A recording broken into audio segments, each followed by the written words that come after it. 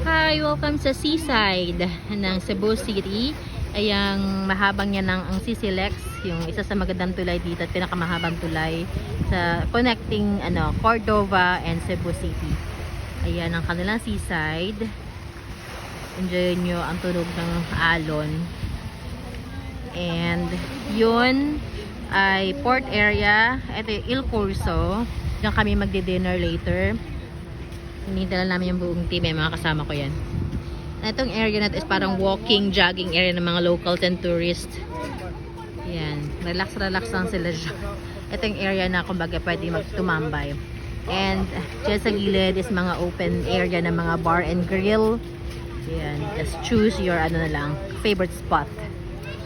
O diba? Ang ganda sa lugar na to. Relaxing siya. So this is Cebu City.